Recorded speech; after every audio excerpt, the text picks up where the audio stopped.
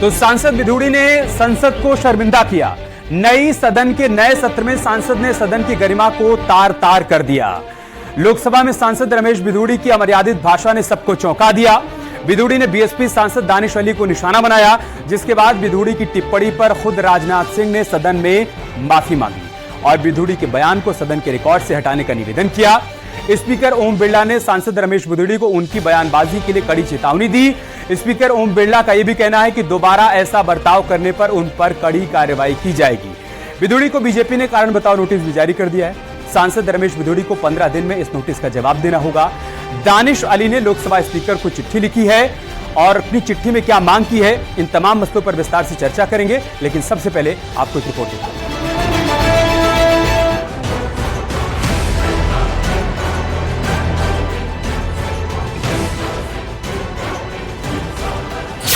दानिश अली परिवार मर्यादा तार तार। ऑनरेबल लोकसभा स्पीकर को प्रिविलेज का नोटिस दिया है। अब मुझे उम्मीद है कि ऑनरेबल लोकसभा स्पीकर उस पर कार्रवाई करेंगे। कल की घटना जो है, जो हेट स्पीच की है, पार्लियामेंट के अंदर जो हेट स्पीच हुई है, उस पर कार्रवाई की मैंने मांग की।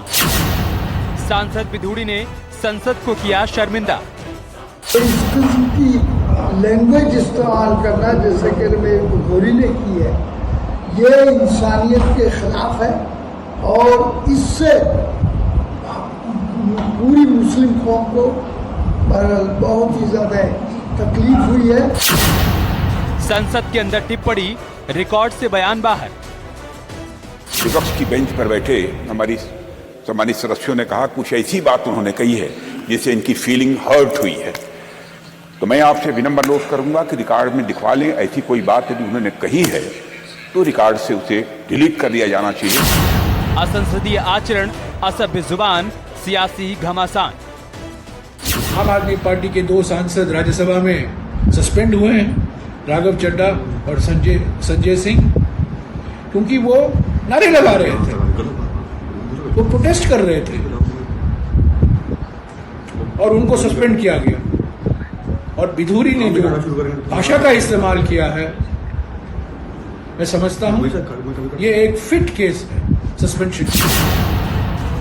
सदन में माननीयों की अमर्यादित भाषा क्यों? इनके खिलाफ जो है भारतीय जनता पार्टी को कार्रवाई करनी चाहिए, लेकिन भारतीय जनता पार्टी से हमें उम्मीद नहीं है कि वो कोई कार्रवाई करेंगे। और इन्होंने जो जिस तरह के शब्दों का प्रयोग किया है, संसदीय लोकतंत्र में इन शब्दों का कोई स्थान नहीं है। उन्होंने कारण बताओ नोटिस का जवाब देंगे और पार्टी संतुष्ट नहीं होगी तो उनके ऊपर कार्रवाई करने के लिए वो स्वतंत्र होंगे और पार्टी तय करेगी कि अगर इस तरह के ये लोकतंत्र बाबा साहब अम्बेडकर के संविधान के बताए हुए रास्ते पर हर समाज, हर धर्म, हर वर्ग का ये सम्मान होना चाहिए और किसी के ऊपर इस तरह के टीका टिप्पणी नहीं होना चाहिए। और ये स्वस्थ लोकतंत्र में ये ठीक नहीं माना जाता है।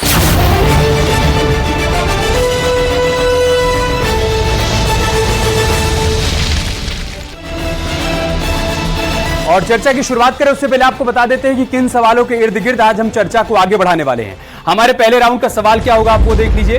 हमारे पहले राउंड का सवाल है, सदन में माननीय की ये कैसी भाषा है, किस तरीके की भाषा का इस्तेमाल किया जा रहा है, इस पर हम चर्चा करेंगे। साथ ही हमारे दूसरे राउंड का सवाल क्या होगा वो भी हम आपको बताते हैं। हमारे दूसरे राउंड का सवाल होगा, रमेश बिधूड़ी को क्यों मिला नोटिस और इस नोटिस के बाद क्या एक्शन होगा, उनका जवाब किस तरीके से आएगा, उस पर भी चर्चा को आगे बढ़ाएंगे।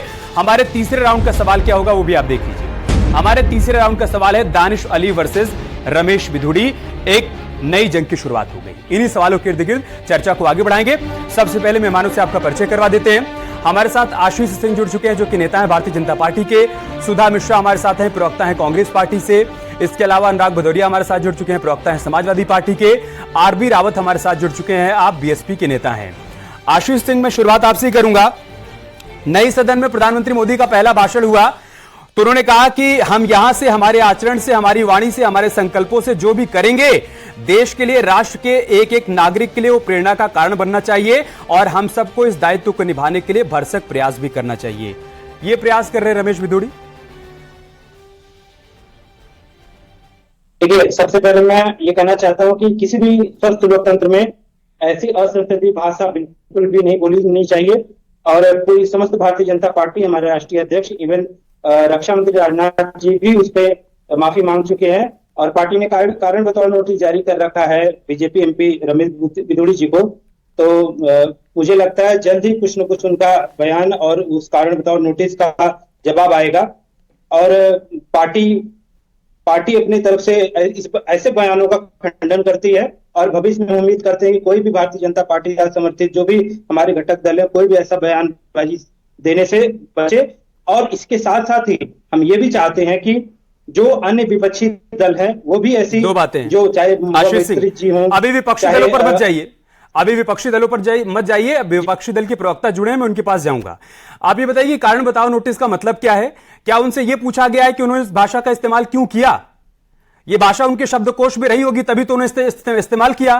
क्या इससे पहले रमेश बिधूड़ी ने इस तरीके का कभी कोई बयान नहीं दिया था? क्या नए संसद भवन में भी उनको इस तरीके का आचरण करना चाहिए? सवाल यह है। और कारण बताओ नोटिस में आपने उनसे ऐसा क्या पूछ लिया है?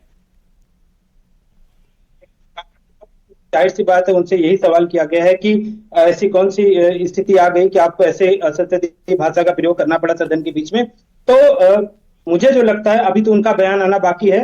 जिस तरीके से दानिश अली जी सदन के बीच में कार्रवाई चलते हुए बीच में टोका टिप्पणी कर रहे थे, वो उस तरीके से पसंद नहीं आई और वो आगोश में बोल बैठे हैं। तो मुझे लगता है जल्दी कारण बताओ नोटिस का जवाब देंगे तो क्यों ऐसा बोले वो भी क्लियर हो जाएगा। और पार्टी लगातार इस बयान का खंडन कर रही है और मुझे लगता है बहुत जल्दी ये क्लियर भी हो जाएगा कि उन्होंने ऐसा क्यों बोला। ठीक है अनुराग भदौरिया, मैं आज जब इस मसले पर डिबेट के लिए रिसर्च कर रहा था तो मुझे एक नहीं अनेकों बयान मिले। पिछली पार्लियामेंट में भी तमाम दलों की तरफ से, तमाम नेताओं की तरफ से बयान दिए गए थे। लेकिन इस बार जब लोकतंत्र का नया मंदिर बना, सारे सांसद वहां गए, तो यह उम्मीद की गई, अपेक्षा की गई कि वहां पर भाषाई मर्यादा का ख्याल रखा जाएगा। कम से कम लोकतंत्र के मंदिर में तो रखा ही जाएगा, राजनीतिक मंचों पर भले ही ना रखा जाता रहो। लेकिन यहां पर भी शुरुआत हो गई। ऐसा लग रहा है कि इमारत बदल गई, विचार नहीं बदले।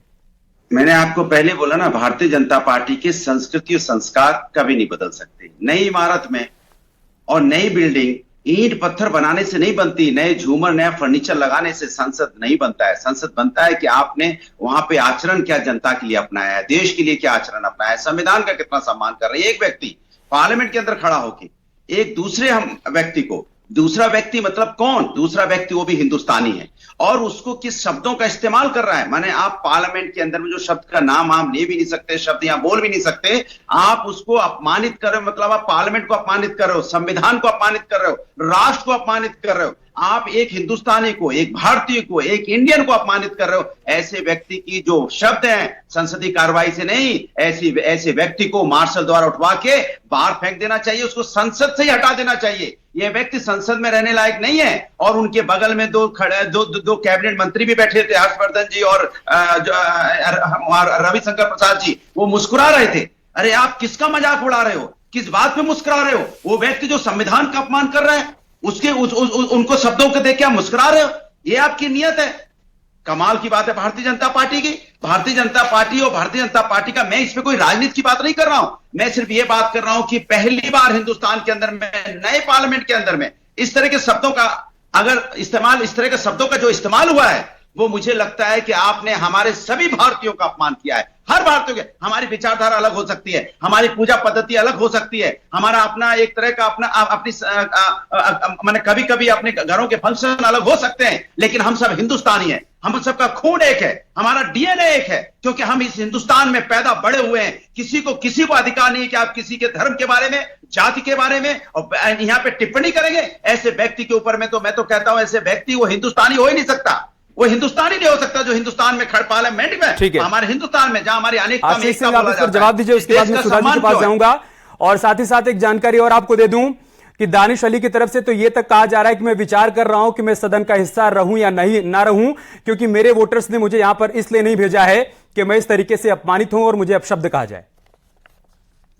देखिए, मैंने आपसे मैंने आपसे क्या मैं बोला? आऊंगा आपके पास। भदौरिया जी, आशीष सिंह जवाब दे रहे हैं आपकी बातों का। नहीं, मेरी बात पूरी नहीं हुई थी। आप बीच में या तो मुझे बोल देते तो मैं अपनी बात पूरी कर लेता। मैं तो ठीक है, आप अपनी बात पूरी कर लीजिए भदौरिया जी, जल्दी से। मैं 50 सेकंड की बात कहने जी, का मेरे पास वो हुनर है। तो मैंने आपको बोला कि सिर्फ इतना चाहता हूं, ऐसे व्यक्ति को पार्लियामेंट में भारतीय जनता पार्टी कार्रवाई करे, पार्टी से निकाले और सदन से बर्खास्त करे, जिसने एक जो काम किया। सोचिए आप किस तरह का मैसेज गया हमारे देश के अंदर में, और जो इंटरनेट पे लोग देख रहे होंगे क्या सोच रहे होंगे हिंदुस्तान के बारे में, कि हिंदुस्तान की पार्लियामेंट में इस तरह की बातें हो रही हैं, आपस में इस तरह की एक दूसरे के साथ द्वेष है। अरे राजनीतिक द्वेष हो सकता है, सत्ता बड़ी चीज नहीं है, हिंदुस्तान बड़ी चीज है, हिंदुस्तानियत बड़ी चीज है, आत्मीयता बड़ी चीज है, मानवता बड़ी चीज है, हमारा आपस का भाई प्रेम जो भाईचारा वो बड़ी चीज है। लेकिन अब सत्ता के मोह में, सत्ता के लालच में अगर भारतीय जनता पार्टी ऐसे व्यक्ति को पार्टी से नहीं निकालती है, सदन से बाहर नहीं फेंकती है, तो ये चिंता की बात होगी देश के लिए। ठीक है, आशीष सिंह।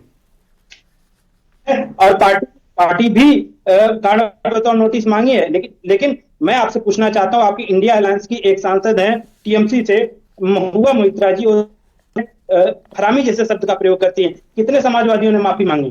कितने जो हरे कुर्ते पहन के आते हैं, कितने लोगों ने माफी मांगी? भदौरिया जी, मैं आपसे जवाब जरूर जानना चाहूंगा इस चीज के लिए। मैं बोलूं कुछ? क्या मेरी आवाज आ रही है? जल्दी से मैं बोलूं कुछ? जी। देखिए कितनी शर्म की बात है, आज भी राजनीति, जो शब्दों का इस्तेमाल हुआ है आपने तो बोल भी दिया, और जो शब्द उसने बोले हैं पार्लियामेंट में कोई टीवी चैनल चला तक नहीं रहा है, हम बोल तक नहीं रहे हैं। सोचो आप क्या बोला होगा उस व्यक्ति ने, जो लोग अपने चैनल पर नहीं चला पा रहे हैं, बोल तक नहीं पा रहे हैं। उनके बयान का खंडन मैंने अपने संबोधन के शुरुआत में ही किया। बिल्कुल खंडन वाला बयान नहीं है, खंडन वाले बयान दूसरे होते हैं। आप ठीक है, सदन का अपमान कर रहे हैं, देश ठीक है, मैं जी के पास जा रहा हूं। देखिए आशीष मिश्रा, जब आप किसी के बयान का खंडन कर रहे हैं, किसी के बयान की निंदा कर रहे हैं, तो ये मत कहिए कि किसके दामन में कितने दाग हैं। अगर मेरे दामन पर एक भी दाग है तो दामन दागदार है। ये मत कहिए कि उसके दामन पर ज्यादा दाग हैं इसलिए हमारे दाग अच्छे हैं। ठीक है सुधा मिश्रा जी, ठीक है, एक सेकेंड हो गया। मैंने आप बारी बारी से आप दोनों का पक्ष लिया, भदौरिया जी और आशीष जी, बारी बारी से आप दोनों का पक्ष लिया, और वो दर्शकों ने देख भी लिया, सुन भी लिया। फिर से आऊंगा आप दोनों के पास। सुधा मिश्रा जी, एक सेकंड भाई होल्ड करिए। भारतीय जनता पार्टी हिंदुस्तान के संस्कृति संस्कार, देखिए यहाँ पर मर्यादित आचरण का आप मर्यादित आचरण दिखाइए, मैं आप लोगों से अपेक्षा करूंगा, ताकि डिबेट 25 मिनट 30 मिनट जितनी भी देर हम लोग करें वो सार्थक तरीके से हो पाए। सुधा मिश्रा जी, मैं आज रिसर्च कर रहा था तो एक नहीं अनेक बयान मुझे मिले जो पिछली पार्लियामेंट में दिए गए, चाहे परकटी महिलाओं की बात कही जाए, डेंटेड पेंटेड महिलाओं की बात कही जाए, फिल्मों में नाचने वाली कही जाए, ऐसी एक नहीं अनेक बयान अलग अलग नेताओं की तरफ से दिए गए हैं। सवाल यह खड़ा हो रहा है कि क्या ये जो अतीत में होता चला आया है वो आगे के लिए एक प्रेरणा बन रहा है क्या, या वो आदत में आ गया है क्या कि हमको तो यहां ऐसा ही आचरण करना है? मैं आपकी बातों से इत्तेफाक न रख के एक नई बात कहना चाहती हूँ। ये हिम्मत कहां से आती है? हमारे भारतीयता को शर्मसार करने वाली इतनी हिम्मत, और जिस तरह से लगातार उन्होंने उनको संबोधित किया था, जिस तरह से उनको बाहर फेंकने, उनके साथ उस संबोधनों के साथ जिस विकारत से वो बात कर रहे थे, ये शक्ति कहां से आती है? ये सोचनीय विषय है। जितनी बातें आपने कहा कि जिन्होंने जो भी कहा होगा किसी जाति धर्म विशेष पे, इस तरह से आपने देखा होगा हर डिबेट में भाजपा के प्रवक्ता लोग उन शब्दों का प्रयोग करते रहे हैं। उसमें से कुछ शब्दों का प्रयोग बार बार किया गया है, और सिर्फ धर्म विशेष के लिए नहीं, ऐसे बहुत से लोगों के लिए जो सेकुलर होके बात करते हैं उनके लिए उन शब्दों का प्रयोग किया गया है। ये शक्ति कहां से आती है? इतनी हिम्मत कहां से आती है कि देश के मंदिर में, नए मंदिर में बातें आप कितनी भी नई क्यों न कर लो, लेकिन आपका चाल चरित्र चेहरा नहीं बदलेगा, आपके सांसद नहीं बदल रहे हैं। आपने इस देश में ऐसे सांसदों की फौज खड़ी कर रखी है कि ऐसा बोलने के बाद अगर पीछे बैठे हुए लोग रोक देते तो शायद बात न बढ़े। वो हंस रहे थे, और हंस कौन रहा था? उसमें एक डॉक्टर है, उसमें केंद्रीय मंत्री लोग बैठे हुए, वो लोग हंस रहे हैं, और उसके बाद ये कह रहे हैं। राजनाथ सिंह ने खंडन किया, बिल्कुल हमारे माननीय राजनाथ जी ने खंडन किया, क्या कह के कि अगर कहा हो तो, मतलब कहा हो तो, जो बात कही गई है उसके लिए आपको खंडन ऐसे करना है कि अगर कहा हो तो आप इस देश में जो कुछ भी दिखलाना चाहते हैं, जो बताना चाहते हैं, और जो हो रहा है उसमें कहीं भी जमीन आसमान का अंतर है। और जनता इन चीजों को जब देख रही है, जब उनसे पूछा गया बाहर कि आपने जो संसद में कहा, जो सदन में कहा, तो उन्होंने कहा कि सदन के अंदर की बातों को मैं यहां नहीं कहूंगा। ये विशेष अधिकार कि आप कुछ भी कह सकते हैं, इसके पहले भी सदन में ऐसी बहुत चीजें, आप किसी घटना को अगर किसी से जोड़ते हैं, चाहे कोई भी, मेरी पार्टी का, आपकी पार्टी या किसी पार्टी का, अगर कोई व्यक्ति किसी धर्म विशेष, किसी नारी के लिए, किसी के लिए ऐसे शब्दों का प्रयोग करता है तो पूरे सदन को एक साथ खड़ा होकर बात करनी चाहिए। तेरा और मेरा नहीं, तेरा और मेरा होता नहीं इन चीजों में। अगर किसी को शक्ति आपने दी है बोलने की, आपकी वजह से वो व्यक्ति सब बोल रहा है। आप नारी की बात करते हैं तो ऐसे व्यक्ति को खड़ा कर देते हैं। निशिकांत दुबे जी कल थे प्रथम वक्ता और उनके वक्तव्य क्या थे? आपने फिर वही किया जो आपके सांसद करते आए हैं। आप चाहते हैं कि मंदिर और सदन के नाम पे चीजों दिखाते रहें, लेकिन आपके सांसदों पे कोई नकेल नहीं है। आपने कोई एक बनाया ही नहीं है जिसके आधार पे एक सूचना बनी रहे। तो ये आपकी गलती है। ये भाजपा की पार्टी का चाल चरित चेहरा है। मैं जवाब दूंगा आशीष सिंह से। के बारे में ऐसी बातें करवाते हैं। अरबी रावत, मैं आपके पास आ रहा हूं, लेकिन उससे पहले एक बात क्लियर करना चाहूंगा कि आपने राजनाथ सिंह को लेकर जो कहा कि उन्होंने कहा कि अगर ऐसी बात कही गई है तो संसद के भीतर बहुत ज्यादा शोरगुल रहता है, आप सभी लोग जानते हो सकता है उन्होंने ना सुना हो, इस वजह से अगर लगाया हो, उसके बावजूद उन्होंने माफी मांगी है। अरबी रावत, चाल चरित्र और चेहरा कैसे बदलेगा? मैं एक बार बोलूंगी, मैंने उन्हीं के सेंटेंस को दोहराया है, अपनी तरफ से कोई बात नहीं जोड़ी है। एग्जैक्टली यही बात हम कह रहे हैं कि संसद के भीतर जब कार्यवाही चल रही होती है और सब अपनी अपनी बात रख रहे होते हैं तो बहुत शोर होता है, और उस वक्त भी बहुत शोर हो रहा था, हम सभी ने सुना। इस वजह से हो सकता है कि उन्होंने ना सुना हो, इसलिए उन्होंने अगर लगाया। अरबी रावत जी, इमारत बदल गई है, चाल चरित्र चेहरा और विचार कैसे बदलेगा? जो पीछे से लेकर आए हैं आगे जाते वक्त उसको छोड़ देंगे, कैसे सुनिश्चित होगा? देखिए, भारतीय जनता पार्टी का ये चरित्र चेहरा यही है, नफरत बांटना। आप देखिए 2016 में उत्तर प्रदेश में जो वर्तमान स्वतंत्र प्रभार मंत्री परिवहन दयाशंकर जी हैं, उन्होंने बहन जी पे एक ऐसी भाषा का प्रयोग किया। आप देखिए अनुराग ठाकुर दिल्ली में कैसे नारे लगा रहे थे, और साउथ दिल्ली से आता हुआ ये सांसद आदरणीय रमेश बिदुड़ी जी की भाषा आप देखिए। ये रोड पे आम आदमी भी बोलने से सकुचाएगा, आप आदमी भी नहीं बोले उसको लोग घेर लेंगे, कैसी भाषा बोलो। वो संसद में 2-3 मिनट तक ऐसे बोलते रहे, लेकिन भारतीय जनता पार्टी के माननीय कुछ मंत्री, कुछ सांसद मुस्कुराते रहे। तो आप देखिए इनके माननीय होम मिनिस्टर ऐसी भाषा को बोलने वालों को आगे बढ़ाते हैं। भारतीय जनता पार्टी का ये चरित्र हो गया है कि नफरत बांटिए, और जो नफरत फैलाते हैं उनको उनका प्रमोशन करिए। एक सेकंड, उनको अगर रमेश बिदुड़ी के बयान से आप पूरी भारतीय जनता पार्टी के चाल चरित्र चेहरे पर सवाल खड़ा कर रहे हैं, तो मैं 2 बयान आपके सामने रखना चाहूंगा यहां पर। आरबी रावत साहब, तो इतना एक सेकंड आरबी रावत साहब, एक सेकंड आरबी रावत साहब, मैं आपके सामने कुछ और बयान रख रहा हूं ताकि आप ये बता पाइए कि क्या किसी नेता के बयान से पूरी पार्टी का चरित्र उससे निर्धारित हो जाता है क्या?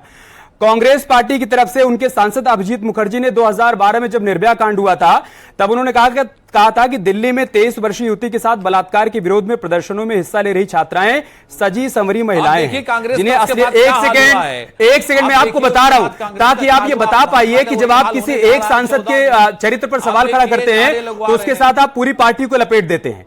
तो क्या ये बात हर पार्टी पर लागू होती है? अगर उस पार्टी का कोई नेता इस तरीके का बयान दे तो? प्रवेश वर्मा, अनुराग ठाकुर, पूरी लिस्ट आपके सामने है।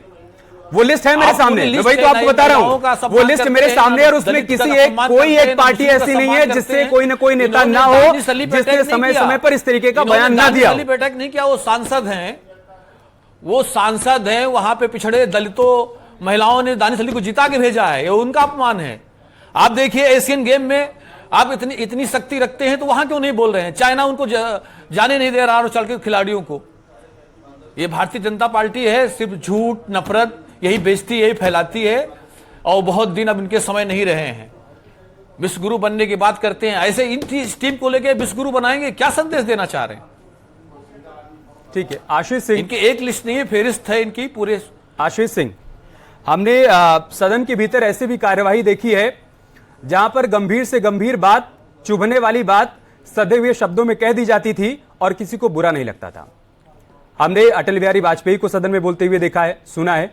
हमने सुषमा स्वराज को सदन में बोलते हुए और अपनी बात रखते हुए सुना है। हमने प्रधानमंत्री मोदी को भी सुना है कि किस तरीके से वो भी सारी बातों को कह देते हैं। ये ऐसे तमाम नेता हैं जो अपनी बातों को रखते हैं, लेकिन भाषाई मर्यादा का ख्याल रखते हुए। और जब भारतीय जनता पार्टी की बात आती है तो हम तो शुरुआत से सुनते चले आए हैं कि चाल चरित्र और चेहरे वाली पार्टी है। ऐसी पार्टी में ऐसे नेताओं के लिए, ऐसे सांसदों के लिए जगह होनी चाहिए क्या?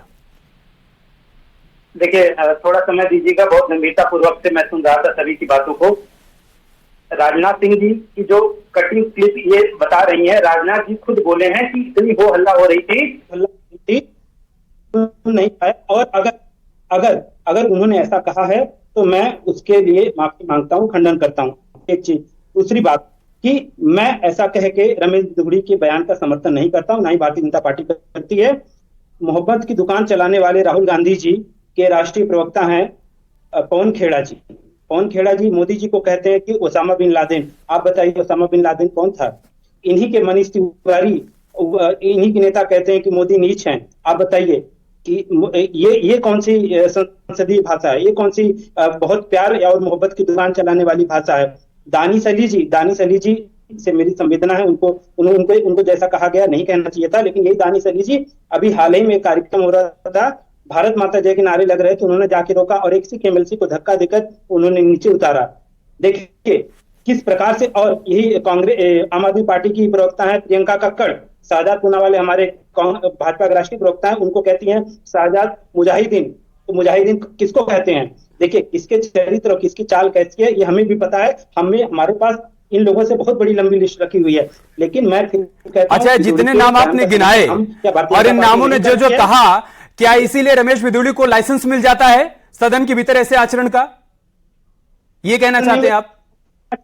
लेकिन नहीं, बिल्कुल नहीं मिला, ना ही मिलना चाहिए, और ना ही किसी भी नेता को जो पब्लिक। तो एक बट मत लगाइए, तो फिर एक बट मत लगाइए, लिस्ट मत गिनाइए, ऐसे नेताओं के बयान मत गिनाइए, आप एक्शन लीजिए ताकि दोबारा से सदन के भीतर इस तरीके की भाषा का इस्तेमाल ना किया जाए। और आप एक उदाहरण भी सेट कर पाए, बाकी पार्टियों के लिए, बाकी सांसदों के लिए आप एक उदाहरण भी सेट कर पाए। ठीक है सुधा मिश्रा जी। राजनाथ जी ने अगर माफी मांग लिया तो उससे बड़ा अच्छा, माफी मांग लेना एक्शन हो गया? राजनाथ सिंह जी ने माफी मांग लिया, यही रमेश बिधूड़ी के खिलाफ एक्शन हो गया, आप ये कह रहे हैं? रमेश बिधूड़ी कुछ भी बोलते रहेंगे और पार्टी के बड़े नेता माफी मांगते रहेंगे, ये कह रहे हैं आप? पार्टी ने ऑफिशियल स्टेटमेंट जारी करके उनसे कहा है, कारण बताओ नोटिस जारी करिए। किन परिस्थितियों में आपने बयान दिया? परिस्थितियां कैसी भी ऐसा बयान दिया जा सकता है क्या? सुधा मिश्रा वो ये कह रहे हैं कि कोई भी पार्टी और किसी भी पार्टी का नेता पीछे नहीं रहता, उन्होंने कई नाम भी गिना दिए। और हाल ही में एक सेकंड मेरा सवाल कंप्लीट हो जाने दीजिए सुधा जी। अभी हाल ही में सुरजेवाला जी ने कहा था एक मंच से संबोधित करते हुए कि जिन लोगों ने मोदी को वोट दिया था वो सभी लोग राक्षस हैं। क्या इस तरीके के बयानों से ही बल मिलता है ऐसे तमाम नेताओं को कि जो मन करे, जिस भी मन से मन करे बोल दे? और इसी सदन में एक मिनट आशीष जी, आ गई आपकी बात, आपकी बात आ गई, नोटिस जारी मत करिए, कार्रवाई करिए। ठीक है सुधा जी। मैं उस देश से आती हूँ जहां पे 3 लोगों को देश का पैसा भागने की वजह से जब चोर कहा गया था तो उसका सांसद होना छीन लिया जाता है। कैसे और कैसे किया गया पूरा देश जानता है। जिस देश में झंडा या नारा लगाने से सदन की सदस्यता को कुछ दिन के लिए आप रद्द कर देते हैं, वो राघव चड्ढा जी हो चाहे संजय सिंह जी हो, ये भी आपने देखा होगा।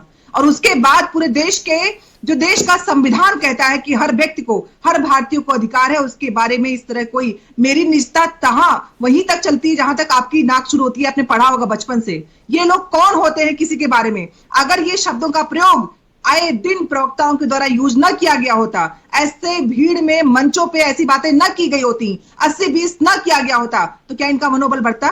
जितनी बातें कही गई हैं, इसका मतलब पिछले 8-9 सालों से इन लोगों ने देश में ऐसा उन्माद फैला रखा है एक धर्म विशेष के लिए कि इनके मन में वो जहर बन के फैल रहा है और अब सदन में दिख रहा है। ठीक है, ये क्या कारण है? सुरजेवाला के बयान पर भी रिएक्शन दे दीजिए।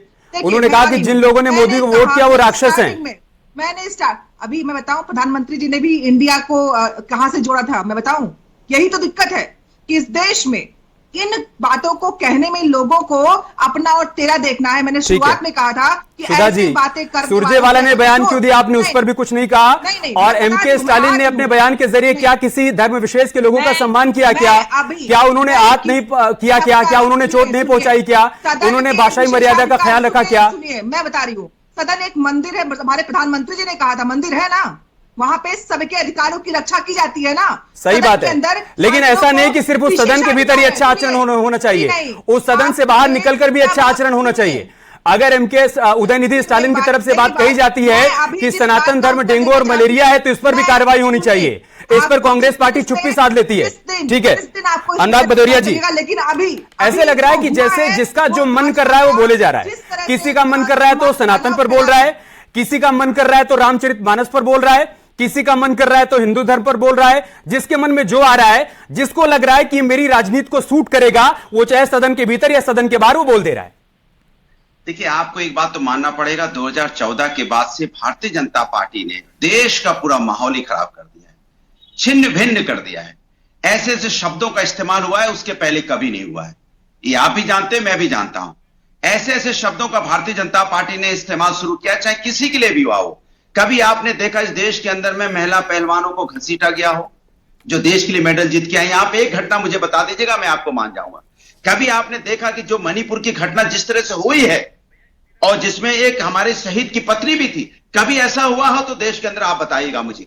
कभी आप बताइए पार्लियामेंट के सदन में खड़े होके और नई भवन नई सोच के साथ बना पार्लियामेंट में और उसके तीसरे दिन कोई व्यक्ति इस तरह की बातें कर रहा हो, आप बताइएगा मुझे कभी ऐसा हुआ हो। समय हमें और आगे जाने की इजाजत नहीं देता है, लेकिन बिल्कुल सही बात है, इमारत बदल गई है, सांसद नए भवन में पहुंच गए हैं, नई संसद में पहुंच गए हैं, लोकतंत्र का मंदिर है।